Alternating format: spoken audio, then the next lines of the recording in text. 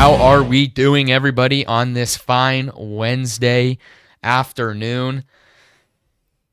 Have a little bit of an interesting episode today.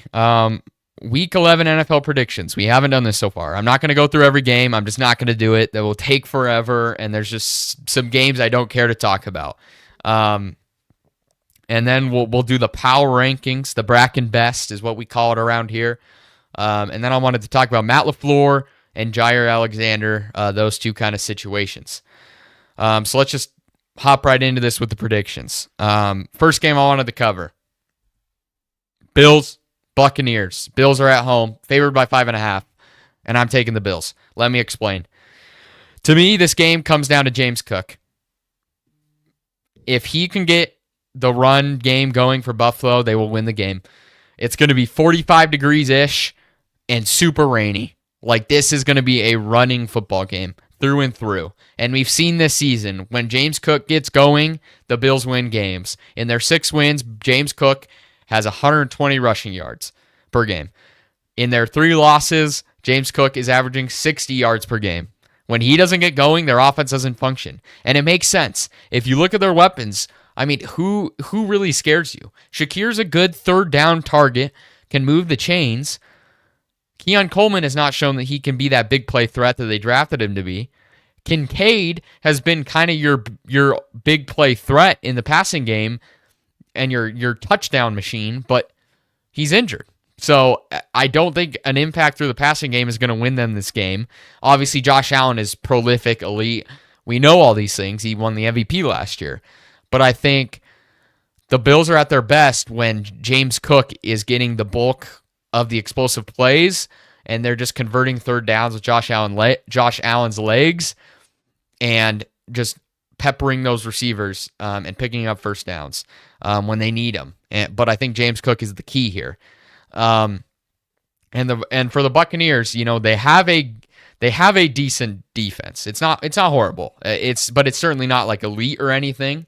So I don't think that's like a huge factor. Vita Vea in the middle is a monster for sure. But I don't necessarily guarantee that they're going to stop the run. But I mean, Miami also does not have a good rush defense, and they shut down James Cook. But I think that was a big part of just getting ahead in the game. The game script did not allow for Buffalo to do so. So I think Buffalo needs to get ahead and get ahead fast so they can just run the ball. And for Tampa, I mean, offensively, you don't have Bucky Irving. And even when you did, you didn't run the ball particularly amazingly. So I think that's a problem. So if this is going to be a running football game where the team that runs the ball the best wins, I'm not sure that I love Tampa's chances in this. And on the outside, if you're forced to win the game with Baker's arm, which he's certainly capable, you have Abuka, Tez Johnson, Cade Otton. It's not great on the outside. You just have so many injuries to Godwin and Evans. It's tough. And Irving, obviously. I do think Abuka can do it. I mean, he's certainly a very good player, and he's looking pretty elite so far this year. But I don't think he alone can carry this game. And for the Bills, they have a rookie in Hairston who has shown he's a ball hawk. He's very fast. He can run with receivers. He's impressed me through 2 games of his career since coming off injury. So I think that matchup is very key. If Hairston can cover Abuka and kind of neutralize him, then obviously they're not going to just man him up the whole game. But if he can make some plays, then it leaves the Buccaneers with really no answers offensively. But the Bills' defense is very horrid. They can't get pressure on the quarterback. Their second leading player in sacks, Ed Oliver, is injured. Joey Bosa is a leader with 4. That is not great. And their rush defense is second worst in the league. So there's a chance for the Buccaneers to get the run game going. I'm not sure it will happen just because they don't really have any talent in that backfield right now. Rashad White and Sean Tucker are just not that talented. So even if they are able to a little bit, at the end of the day, I just prefer James Cook and the Buffalo run offense to win this game for them. But I think it's going to be a good game. I don't do picks again with the spread. It's just, honestly, it is so difficult to pick. But if I had to pick, I would probably choose Bills minus 5.5 over Buccaneers plus 5.5. That one is at 1 p.m. Eastern time. Should be a good one, though. Let's move on to a game that I will not be well, I work anyway, but I will not be watching it anyway because I just hate both these teams. I can't stand them. Bears, Vikings in Minnesota. For the Vikings, your defense has played good these past 2 weeks, so that's a good sign. Since getting Van Ginkel back, I think it's really allowed Brian Flores to do some of the things they did last year that made them so great. And I think that's pretty big for a defense that loves using different looks to send pressures, to break out of those pressures, play coverage. It's huge to have such a skilled and versatile player like that on the defense. So their defense has been very, very good these past 2 weeks, even though the Ravens were able to score points on them. Like their offense, the Vikings offense didn't give them any favors. And I thought for most of the game they held them in check. And against the Lions, I thought they played a very good game, keeping the Lions' prolific offense in check. So the Vikings defense is playing very good. The problem I have with the Vikings offense is at the end of the day, J.J. McCarthy. I just don't trust this guy. We've seen him have some really good flashes, some good moments. He did his job against Detroit. And when you have as good a defense as they have, sometimes all you need to do is do your job.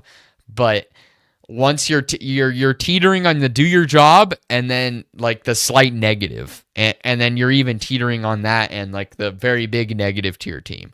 And against Baltimore, that's what it was with the 2 interceptions on those deep passes. I don't think McCarthy has any touch. I think he's kind of just like a fastball or nothing player, and that's a problem.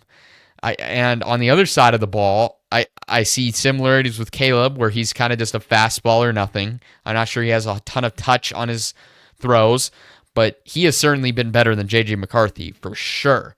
And even though at times he can be inconsistent, and like there's a stat in the first quarter, his completion percentage is 67%, and in the second and third and fourth quarter, it's like 58%. So I think he does better on this first scripted drive where they can just run the plays that he's used to, that he's comfortable with, that he knows where to go, and they can get a lead and they can build off that. But last week they were down late, and another thing he has been very good at this year is fourth quarter. Even though his completion percentage is down in the fourth quarter, I think in must-have moments he's been functional. He's been a good player at quarterback. So I think that's one of his strengths and this offensive strengths. And for Minnesota, yeah, I just don't trust J.J. McCarthy. And this is going to be a great test for him against a really, really bad Bears defense. I think they're allowing 6 yards per play to their opponents. Not good at all. But so like for McCarthy, if you're facing a bad defense like this is your chance to at least show against the bad defenses that you can be competent. You're at home, you're on the turf, you're in a dome. Like, there's no excuses now. If you can't perform against this defense, there are going to be problems in Minnesota. And at that point, you're wasting away a very good defense. So I do think that's kind of where the Vikings have an advantage. If they're able to get pressure on Caleb, I think this game could get ugly somewhat for Caleb. Because I trust that O'Connell, like if the Vikings have the lead 17-7 in the fourth quarter, like the Giants did last week, I trust that O'Connell will be able to hold that lead, unlike Dable was, which got him fired. So I think if Caleb and the Bears can't move the ball, that will be a problem. But also, if we're going to talk about the dome, I mean, a Ben Johnson offense last year was phenomenal on turf and in a dome. So I think that this is the chance for Caleb to really right the ship from last week and put more points on the board, and just kind of show the full capacity of what this offense can be. Because we know they run the ball very well with Swift and Monangai. We know they can do that. Their O-line is pretty good. Their inconsistencies have just come from Caleb at times. Although I'm not saying he's a bad player like some Packers fans want to push. I think he's a good player. He's talented. So I think this is their chance to show some consistency on offense. And at the end of the day, I'm picking the Bears just because I at the end of the day, when I'm picking games, if I'm kind of torn on who it's going to be, I look at home field advantage for one. And in this game, it is home field for the Vikings, but I think a big part of home field advantage is the weather and the elements. And in this game, it's going to be perfect weather, perfect elements because it's indoors. So that one's kind of not as high on my radar. But I also look at coach and I look at quarterback. And I think O'Connell and Ben Johnson are somewhat similar as coaches, but I do think O'Connell tends to try to be pass happy a little. And they don't have a great run game. And I just think their offense is going to struggle. Even though Jefferson and Addison are prolific players, I'm just not sure McCarthy can get the ball there. And that's kind of where my third point comes when I'm looking at games. It's quarterback. I prefer Caleb over McCarthy for sure, and I think Ben Johnson over O'Connell is at least close. I think O'Connell is more proven, obviously. It's Ben Johnson's first year, but I think the Bears are going to win this one, even though the Vikings are favored. I just like the Bears to move to 7-3 and continue to be ahead of the Packers, which is such a weird reality. But I'm glad. You know what? A lot of Packers fans are kind of mad, and a lot of Bears fans are talking a bunch of shit right now to the Packers fans. But let's just enjoy this matchup, guys. Like this rivalry has not been good for years. It has not. And we're finally getting to a point where it looks like this rivalry might be back. Like this might be a heavyweight clash every year when we face. So I'm excited to see it in the coming weeks. Two matchups over the second half of the season here.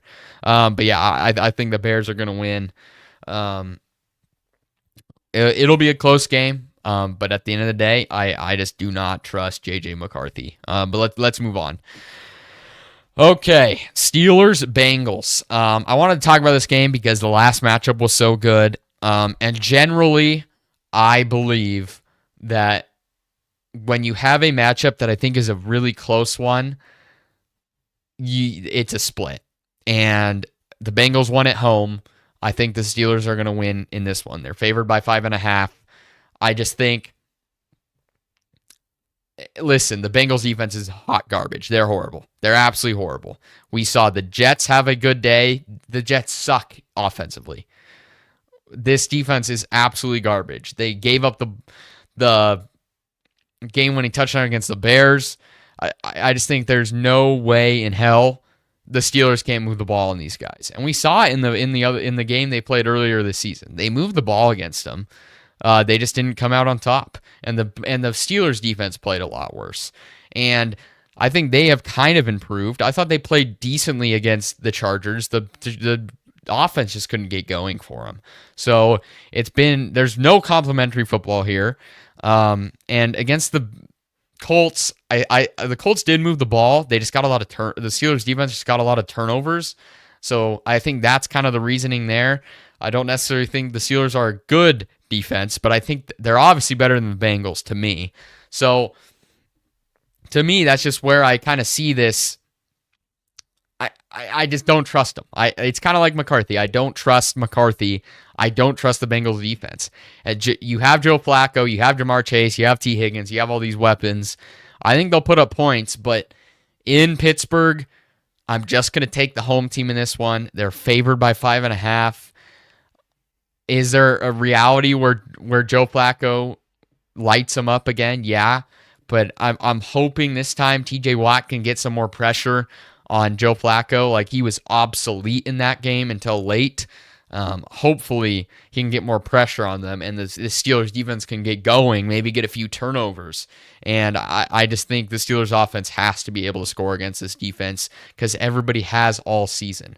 But for the Bengals, that would be pretty disappointing because you heard yesterday Joe Burrow is coming back for the Thanksgiving game, or around Thanksgiving. So you've kind of squandered your opportunity. You would have had it if you just beat the Bears, which you were leading, and if you just beat the Jets and you were leading. They had their chance, and they wouldn't be 3-6 right now. So I think the shot at the division, it's going to be close, but they have to basically win until Joe Burrow comes back, which is these next two games. And even then, it's going to be tough because you still have to face Baltimore when Joe Burrow comes back. And that's just when he's targeting. Who knows if that actually happens. But if you can win these next couple games, and in this one, you get Joe Burrow back, anything can happen. The AFC isn't exactly strong. Like the Jaguars are in a playoff spot right now. They're not a great team. So, and you have the tiebreaker against them. So, yeah, I just think the Steelers are going to win this game. I just trust their defense more than I trust the Bengals defense at the end of the day. Which is a big one for the Steelers too if they win this, because then they kind of keep up with Baltimore, which is a problem at this point. Let's move on to the game of the week. I think it actually is America's game of the week on Fox.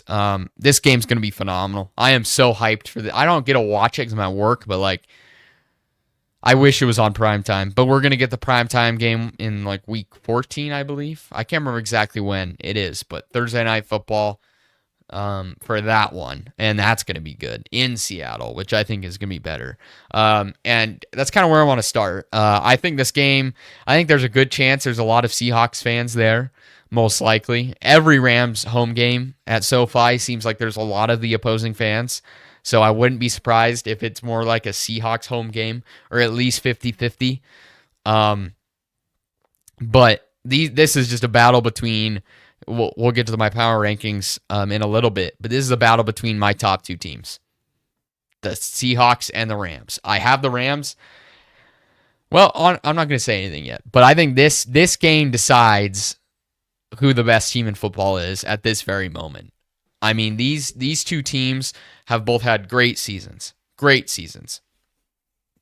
I think, let's just start with the Seahawks. Their offense has been very good. JSN looks like the offensive player of the year so far. Well on his way to leading the league in receiving yards. Sam Darnold didn't skip a beat from last year to this year. I certainly thought he would. He has not at all. And what's most interesting about this offense, where I kind of find some pause, is they run the ball a lot. They lead the league in run play percentage with 52%, but they don't run it well at all. Like they're bottom half in the league in yards per carry. So that's interesting to me. I don't really understand that fully.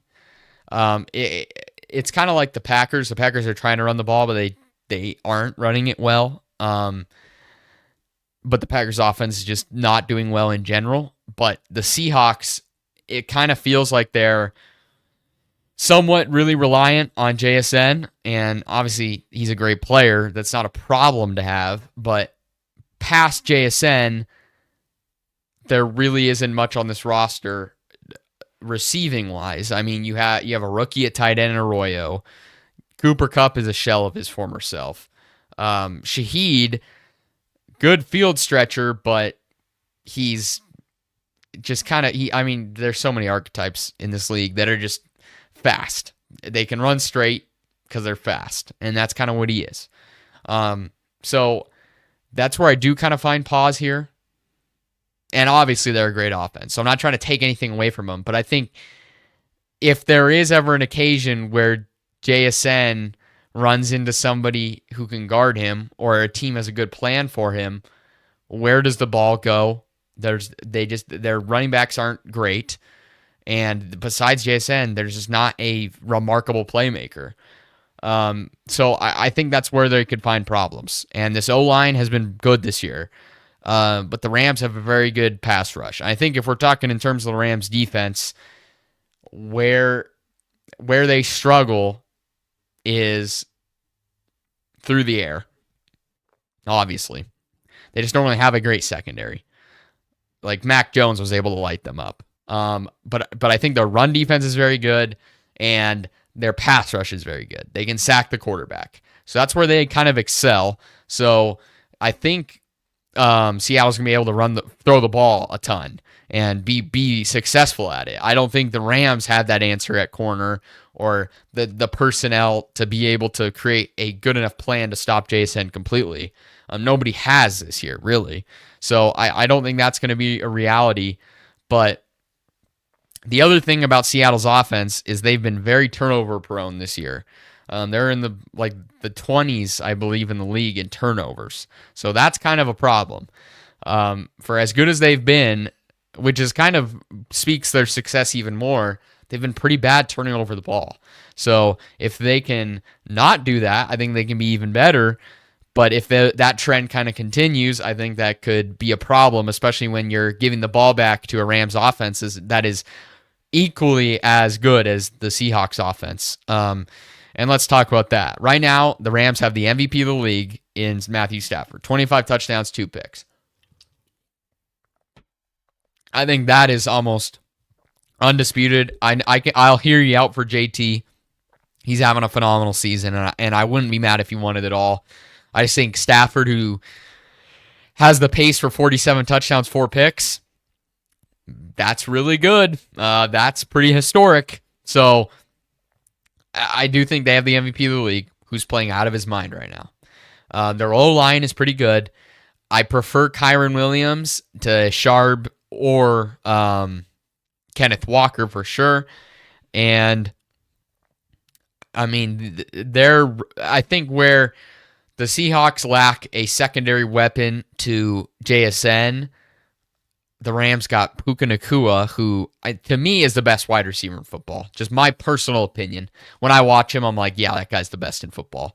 And then right behind him, they have Devontae Adams, the future Hall of Famer, who, by the way, is now 8th all-time in touchdown receptions, which is just insane. Like, it's crazy how fast he just climbed the ranks. I mean, of course, he got so many with Aaron Rodgers, but it's like, it's kind of crazy when players get to this plateau where you're like, wow, like we're just witnessing a straight-up Hall of Famer right now. And that's where we're at with Devontae Adams. And I don't know, I think he leads the league in touchdown catches. Don't quote me on that, but I know he has a lot this year. So I think he's on pace for like 17 or something this season. So he's having a great year, no doubt. So I think and honestly, if we're being honest with the Seahawks, I think Witherspoon is a good player. Woolen at times has been cooked this year.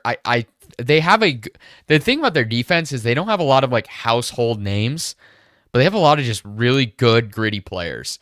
Like Tyrese Knight, we talked about on the podcast a few days ago. Like he had a phenomenal game. Dexter Lawrence is a good player. Leonard Williams is a good player. I do think on the edge, like they have Boye Mafe. I think they kind of lack like a super supreme pass rusher there, but it hasn't mattered this year. Their defense is elite, but I do think like they really don't have that star power, and maybe that's just me being naive, and I don't know a ton about the Seahawks. I'm somewhat of a casual on the Seahawks, and I'm sure a Seahawks fan would say, well, we have all these players who, are stars, and I think where the Rams kind of differ is they have like Jared Verse, who I view as a star, but I think on the secondary, they're kind of similar teams where it's like you don't got that premier corner like Pat Surtain or Christian Gonzalez, something like that. Obviously, Witherspoon is a good player, but I think the Rams should have no problem moving the ball, and same with the Seahawks. So I think this will be an offensive battle. But at the end of the day, if I'm going to pick a defense, it's going to be the Seahawks defense. But I think we saw last year with the Rams against Sam Darnold, they were able to fluster him, and they whooped Minnesota in the playoffs. And I think if they're able to get pressure on Sam Darnold this game, that's when we've seen Sam Darnold really suck. And I think both of these teams have beat up on some bad teams, and in their like single matchups against really good contenders, they've lost. Like the Seahawks lost to the Buccaneers, and the Rams lost to the Eagles. So I think this is just a matchup to see where these teams truly are. I believe they're the best two teams in football right now, but this is just going to be such a good game, and I hope it's close. Kind of feels like one of those games where it's not going to be. You anticipate a close game all week. You're like, okay, this game's going to be like 27-24, 31-28 or something, and then we get kind of a stinker where one team just dominates. But it's going to be a good one, and I'm super excited. But ultimately, Rams favored by 3.5. I'm going Rams. I think this is a series these two games where the home team will get the win. They'll split them. But at the end of the day, I just prefer the Rams. And like I said earlier, it comes down to coaching for me. Do I trust Mike Macdonald, who is a phenomenal coach? Don't get me wrong. Or do I trust Sean McVay? I'm going to trust the Super Bowl champion who's done it for 6 or 7 or 8 years or whatever it's been. I'm just going to trust him over Mike Macdonald. Nothing to take away from Mike Macdonald. I don't think it's crazy to say that McVay is the better coach as of right now. And am I going to trust Sam Darnold or the future Hall of Famer Matthew Stafford? I'm going to trust the future Hall of Famer Matthew Stafford. That doesn't mean they won't win. That doesn't mean the Seahawks won't win. That's just where I am at when I make my predictions. That's where I'm looking, and the Rams are at home. And even if it's not a super big home field advantage, there's a lot of value not having to hop on a plane and go to Seattle like the Seahawks have to go to LA. So I think the Rams are going to get this battle won, but the war is not over for Seattle, and they're still a great team regardless. But yeah, I'm going with the Rams. Let's move on to the Chiefs-Broncos. This is a series that historically has been great games. Even with Russell Wilson, they were good games. I think they beat the Chiefs one game. And last year, obviously, you had the devil magic of the blocked field goal. Just stupid. And the Broncos have been right there. And this year, it's kind of come all together for the Broncos defensively. Obviously, last year they had good defense, so I think this year their defense is truly elite. I believe it's the best in football. Close with the Texans, but I think they're right there. But this is basically the Chiefs' offense, which is better than the Broncos' offense, and then the Broncos' defense was better than the Chiefs' defense. But I think the Chiefs' superpower is their defense plays up to the opponent. Even if the numbers aren't like insanely good, I think whenever they need to make a play, whenever they need to stop an opponent, like it happens. So I do think even though the gap is there between the defense and the Broncos have an obviously better defense, I would not be surprised if Kansas City plays equally as good as them defensively in this game. And at this point, I just don't trust the Broncos offense whatsoever at all. Like, they are just not good offensively. They only put up 10 points on the Raiders. Bo Nix had 2 picks. One wasn't his fault. One was pretty bad. They just have to find consistency here. And I don't know what it is. I'm not sure anybody knows what it is. I think Bo Nix can be good enough to win games and score on offense. I feel like they have the weapons. Like, Dobbins is a pretty good running back. Harvey seems to have some talent. Sutton is he's a lower end wide receiver 1. He's probably a good wide receiver 2 on teams. But he's their wide receiver 1. That's not phenomenal, but I think Troy Franklin's all right. It's just they don't have. They truly just need that next level wide receiver, in my opinion. But their O-line is prolific, one of the best O-lines in football. So in this game, if you can just find that, I think you really have a chance here to beat Kansas City, and it might be a little bit handily, because I really think Kansas City is going to struggle versus the Broncos defense. Even without Surtain, Kansas City can't run the ball. Like, they are really bad running the ball. At the end of the day, they just are. They're not good running the ball. And they live in this kind of short passing game with Rashee Rice and Travis Kelce, yards after the catch, and then they'll take shots from here and there, and they're good at it. But I think when you can keep them behind the chains and possibly sack Mahomes, because as we know, this Broncos defense is phenomenal sacking the quarterback. Historic even. With Benito and Allen and Cooper and all these guys on the D-line, they are very good sacking the quarterback. So you can sack Mahomes. You can get pressure on Mahomes. That's also been shown that's how you beat Mahomes. That's how you beat any quarterback. You can get pressure on him consistently. So I think it's going to be a heavyweight battle, but Broncos at home. I'm honestly surprised the Chiefs are favored in this game. I just think the Broncos come out on top in this. I really love what their defense is all about, And I get it. Their offense has struggled this year. But I really think they match up well against Mahomes, the Chiefs offense, that if they can just score enough, they'll get the dub here. But I could easily see Kansas City winning, just like you could easily see Kansas City winning every game. But I think Kansas City has shown that they have some legit holes this year on their team in terms of running the ball, and their defense just hasn't been as good as it's been in the years past. And those were really the reasons they won the Super Bowl.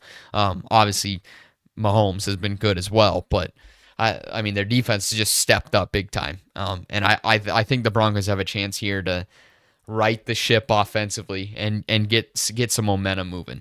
So I'm going Broncos in this one.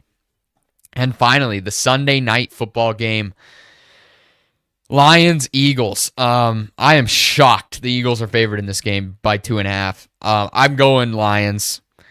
Listen, we'll get to the Lions in a second, but the Eagles, this isn't last year's Eagles. It's just not. What was true about last year's Eagles? They got after the quarterback. Well, this year, you lose Milton Williams, who was a phenomenal pass rushing D tackle, and you lose Josh Sweat, who's a phenomenal edge rusher. You lose both of those guys, and they just got Jalen Phillips. I understand that. But I think you lose both of those guys. They lost a lot of their sack production. Jalen Carter has not been, he's a good pass rusher, but like, that's not his primary responsibility. His primary responsibility is stopping the run. So I don't view either of those things as like big strengths of this defense anymore. And they have Quinyon Mitchell. They have Cooper DeJean. So I think their secondary is decent. But now you don't have Jaire Alexander. So you kind of have a little bit of a hole at that third corner spot, which obviously Detroit can attack. And then I think the safeties are all right, but they're not great. And I don't view the game against the Packers defensively as the Eagles. I think it's just the Packers offense is not very good. Ultimately, that's just me. And I think I view the Eagles defense or offense very similarly. So if we look at the defense, they can't rush the passer like they did last year. And if you look at the offense, the biggest thing is they can't run the ball like they did last year. How many games last year in the playoffs did Saquon Barkley have a 50-plus yard touchdown, a 60-plus yard touchdown, a 70-plus yard touchdown? I mean, those are huge plays. Not only is that 7 points, but that's like a quick 7 points. That is huge to have on your team. And not to mention that, he was just consistently running the ball way more efficiently than he is this year. Way more efficiently. He ran for 2,000 yards last year. This year, he's averaging like barely 4 yards per carry. Last year, he averaged like 5.5. Like, it is night and day on the run game. And I'm sorry, you can say what you want about Jalen Hurts. He's had a good season statistically. He doesn't pass the eye test. He just doesn't. There's statistics, and then there's just when you watch him, you're like, this guy isn't spectacular. And he's a fine quarterback. He can get the ball. He's pretty accurate. Like, he can get the ball where he needs to, but he's just not spectacular. And I think sometimes it's underthrown, and there's just something off in this offense. They can't seem to get the ball to A.J. Brown. They can't really seem to get the ball to Devontae. Those two can't seem to get the ball consistently anyway. They have their flashes, like against Minnesota. They both had big games. But I don't trust this offense one bit. I don't think we can continue to keep looking at this team like the same team that they were last year, because they just aren't. It's not the same team. It's a worse team. So I don't think we can continue to be like, well, they won the Super Bowl last year. It's not the same team, guys. It's not. And for Detroit, your offense looked a lot better with Dan Campbell calling plays against Washington. And I will pump the brakes and say it is against Washington. Washington allowed every offense to look good against them. So that's where I will kind of have some pause. But regardless, you put up 40 on a team, that's good effort. And they were able to run the ball really well. And one of the bigger things to me is they got Jameson Williams involved. He had over 100 yards. So If Dan Campbell's calling the plays, and that's what we're going to see from them moving forward, I think this offense is really, really dangerous again. And they were already dangerous, but like back to like this offense can score on anybody dangerous. So at the end of the day, plus Lions defense is just pretty scrappy, and they obviously got Aiden Hutchinson. We'll see if the Eagles' O-line is still injured like it was against the Packers. I just like the Lions because I trust their offense more. And I get it, it's in Philadelphia, but like if the Lions are playing that game in place for the Packers on Monday Night Football, I think the Lions destroy the Eagles. I really do. I think it was a failure by the Packers that they did not destroy the Eagles in that game. So I don't see how the Lions don't. Obviously I could see a situation where the Eagles win this game, but I just really think the Eagles offense is just not very good, and the defense isn't what it was last year. So I like the Lions in this one in multiple facets of the game. So yeah, I'm gonna go with the Lions. All right, that's it for the prediction. 6 games, kind of the 6 key matchups that I saw on the schedule. Like, I'm not going to talk about Patriots-Jets. Like, I don't care. That game is going to be horrible tomorrow night. Like, who decided that would be a perfect Thursday night football game? I swear, these primetime games, last week it was horrible. The primetime games were absolutely horrific. They're going to be bad again, surely. So, disappointing. But yeah, that is it for our predictions. Let's move on to the Bracken Best. As you can see here on my right, this is what you got here. And let's get started. Kansas City, number 10. People might hate this. People might be like, why is Kansas City in the top 10? Like I said last week when I believe they were 10, why are we punishing them for losing to the Bills? The Bills are still a pretty good team. And I have the Bills at 9, and it looks worse now because the Bills lost by a ton to the Dolphins. But at the end of the day, I don't see that as like a huge problem. Like it's one game. Like I still think the Bills are a good team. So I don't see that as a defining loss for the Bills. I still think they're a good team. So for Kansas City, that loss is still not that bad in my mind. And you just can't count them out. And I think their offense has been really good at times this year. Like I said earlier, I don't think they can run the ball very well. But I still think they deserve a spot here. I still think they're going to be dangerous come playoff time. At 9, the Bills. Really rough loss. They were my number 2 team in football. Number 2 team last week. And you lose just a horrible, horrible game to Miami. To me, however, it was a bad game. Don't get me wrong. But everything that could have gone wrong went wrong in that game. I mean, you had the red zone interception by Josh Allen. That usually doesn't happen. And I get it. Like, you can't just say that usually doesn't happen. But we rarely see that, I should say. And then you had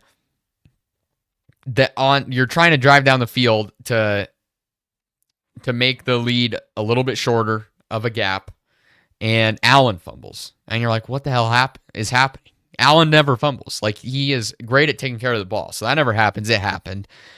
James Cook fumbled.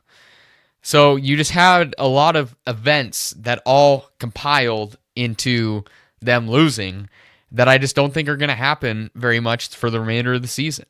And I really think at their best, they have the chance to beat anybody in this league. So I'm not going to drop them too far, but I have them at 9. At 8, the Chargers.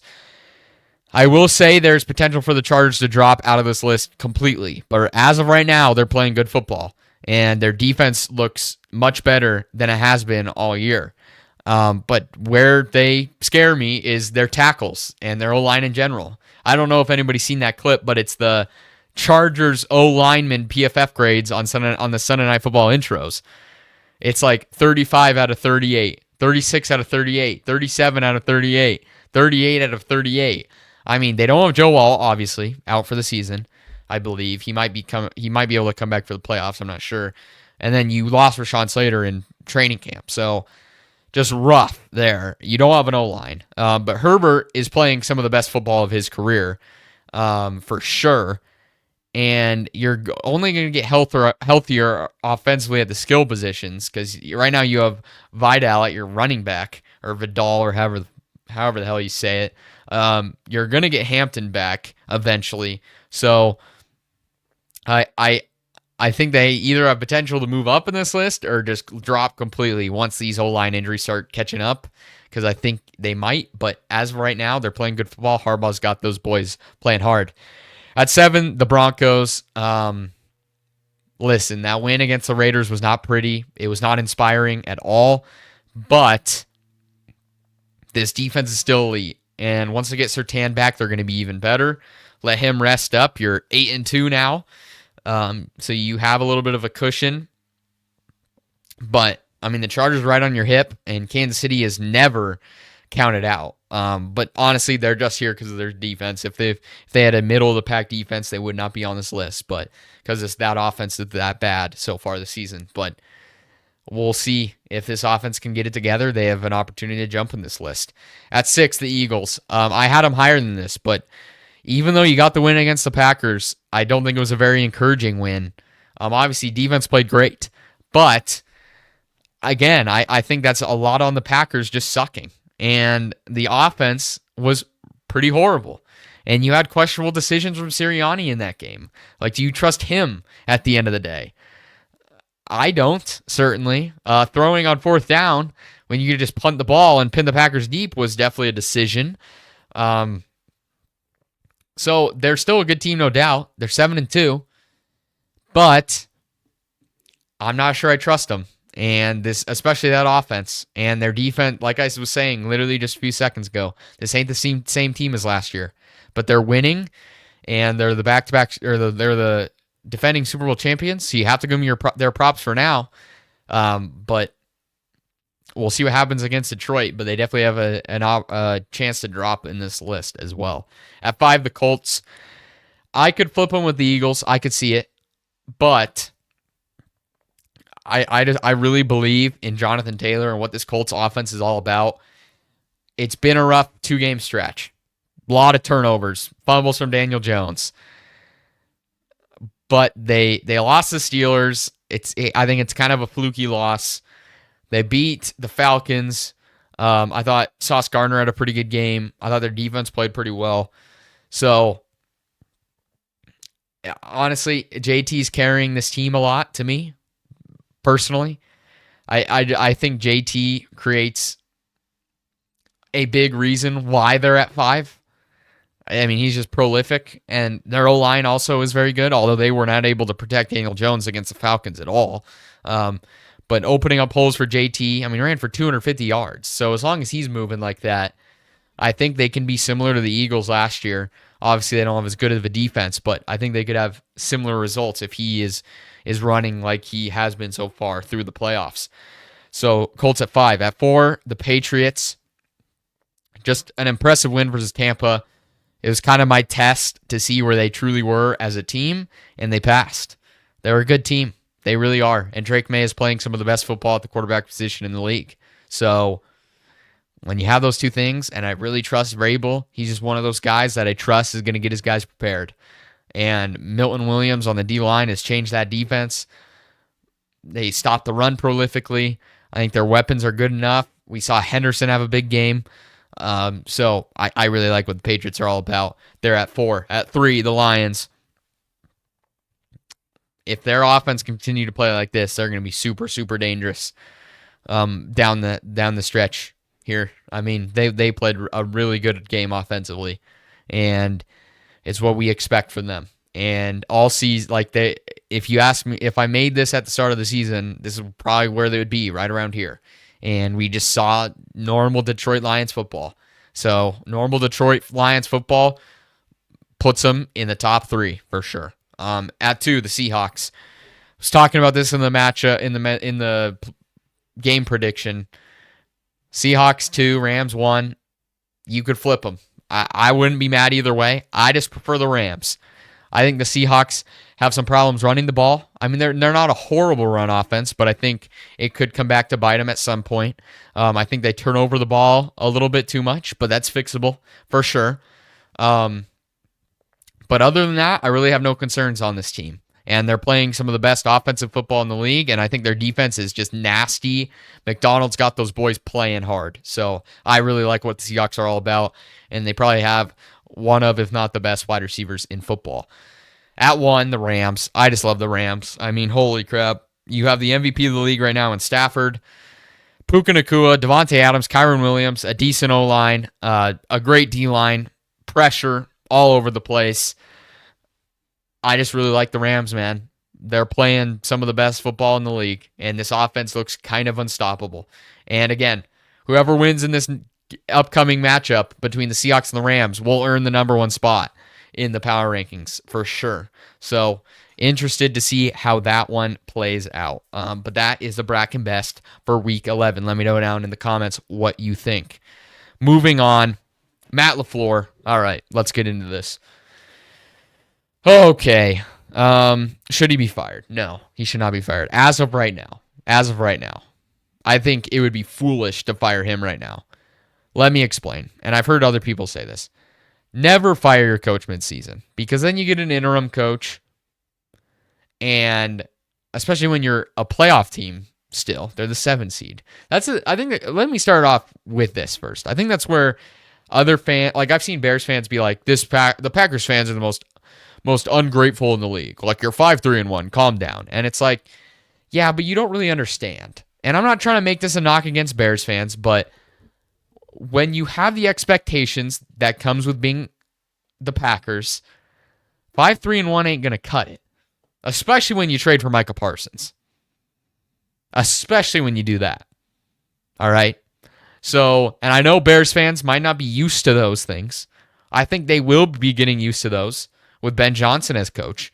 And if the Bears were 5-3-1 in a few years when you expect to win Super Bowls with Ben Johnson, I think you'll be the same way Packers fans are, and you'll be like, well, what the hell is going on? Why are we 5-3-1? We shouldn't be losing these games. And I think that's what every Packers fan is saying right now. The Eagles' loss in and of itself is not horrible. You lost by 3 to a pretty good team. That's not horrible.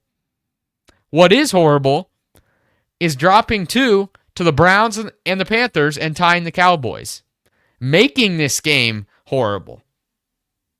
If they beat the Panthers and the Browns and beat the Cowboys, nobody's saying a word. Because at that point, you're 8-1. And nobody's saying anything. Because, oh, yeah, you lost one. You lost by 3. Big whoop, Big whoop. I do think Packers fans should calm down, because against the Browns, I mean, obviously you can't say what if or if this happened, but let's be honest. I mean, they got into field goal range. We're about to hit the kick, and it got blocked. Even though that game sucked, and even though Jordan Love threw the pick and they threw it away, it got blocked. The kick got blocked. Browns return it. They get into field goal range. They kick the game winner. So you were in place to win that game with like under 2 minutes remaining. You were right there. The Panthers game, it's a close game. Like, all these games are close. And you don't kick the field goal. You go for it on 4th, and it's a horrible play. And the Panthers win it. You have a fumble in the red zone. I mean, they made it to the red zone on like 8 of 9 drives or something like that. And you weren't able to capitalize. So you're right there, just not able to capitalize. And then again against the Cowboys, I mean, you completely fumbled the ending of the game. You could have easily scored there and won the game. And your defense just didn't show up. So Packers are very, very close to being undefeated. And I get it. I'm not trying to say they should be undefeated. Don't get me wrong. I'm not trying to say that, because obviously that's ridiculous. Every team is close to being undefeated. No duh, you lose games. I get it. But I think Packers fans are overreacting and putting all the blame on one guy, and I don't think that's fair. Let's look at the Eagles game. The broadcast was pointing it out. How many times did Jordan Love miss a wide open guy? I'm not saying miss as he threw it inaccurately. I thought he was fairly accurate all night. I didn't think he had horrible throws. I thought he was fairly accurate. What he did have trouble with is the O-line, and that's where my next point comes from. Matt LaFleur wants to run the ball early and often. This is not a team that can run the ball early and often. It's just not. They can't run block. And pass blocking, they can't pass block. So Jordan Love has to keep his eyes on the line, not able to keep his eyes downfield. And that's a problem because you want to be able to keep your eyes downfield at all times so you're not missing wide open guys, but that's not a reality at this point. And he's keeping his eyes on the line so he can try to find an escape route, get out of the pocket. But let's be real here. He's a decently mobile guy, but he's kind of a clumsy quarterback, and he's not the most agile. So he's going to take sacks. And when the line can't hold up, when he's protected, he's very good. And of course, if you're protected, you should be very good. But that's just the fact. And most quarterbacks, when they're not protected and they're flushed, are not very good. I would like him to make some more plays when he's not protected, because at this point, he's not. Oh my God, that was like a burp and a voice crack. He's not protected very often at all because his O-line sucks. So to me, Matt LaFleur, if we hit those plays, if we don't have a drop on 4th and 9 by Bo Melton, if we don't have a drop by Dontavian Wicks, if Jordan Love keeps his eyes downfield, sees those open receivers, if that play doesn't get called back where Watson got down like inside the 10-yard line on that crossing route, that's just a compound of problems. Like a bunch of what ifs, and nothing's clicking right now. If it clicks, I think it can get better, but I'm not sure it will. But I think to blame it all on Matt LaFleur is silly. It's stupid. It makes no sense. It's not all him. Is it some him? Yeah, sure. Is it play calling questionable? Sure. Was the 4th and 2 run questionable? Yeah, that was very questionable. Pretty stupid play call. Was playing McManus the past 3 weeks when he said he was injured? Was that stupid? Yeah, it was. Very much stupid. So, I think all those things are on Matt LaFleur, but it doesn't mean it all is. And I think we all want to throw the coach under the bus when so many things are going wrong that makes his job infinitely harder. Would I like the Packers to make a change at coach or at play caller just to see what happens? Of course I would. I just want to see. I want to see where we're at. I want to see if a different mind can play with the clay here and try to form something new here, just so we can see. Because obviously it's not working right now. And you're at 5-3-1. Guess who's ahead of you? The Chicago Bears are ahead of you. That is a problem. That is a real problem. And you have 2 games coming up against them. You better win those games. You better win them.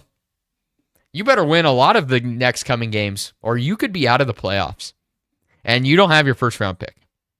That is a very big problem. That is a very, very big problem. So they're going to have to figure it out, or this is a complete and utter disaster. Complete and utter disaster. And I think the pieces are here. Not to win a Super Bowl for sure, this season at least. The injuries, no Elton Jenkins, no Tucker Kraft. I mean, those are just big injuries.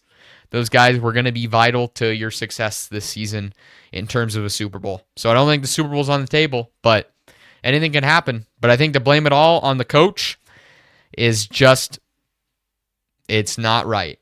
And he should not be fired as of yet. I don't think you renew his contract either, though. You let him play out next season, and you decide after that, because it's time that the Packers offense looks good. And it hasn't for a few weeks now. So it's kind of where I'm at with it. But we'll see. All you got to do is watch the games, hope they figure it out. But let's move on to the last topic of the day. Jaire Alexander stepping away from football. Mostly, well, obviously, want to say, hoping Jaire Alexander's in a good headspace. Obviously, injuries are taking a toll on him. I will say the Packers seem to know when to move on from players. They certainly did the right move here, moving on from him. But I was hoping he'd succeeded in Baltimore. Obviously not with the Eagles, somewhat of a rival. But with Baltimore, sure, you're in the AFC. Go out there, play ball. Because when he's playing, he's a good player. But he hasn't really been on the field. And now he's stepping away, contemplating retirement. And when he was in his prime, he was one of those lockdown corners. And I really missed that. He was one of my favorite players. Had the swagger, had the confidence, grittying on Justin Jefferson.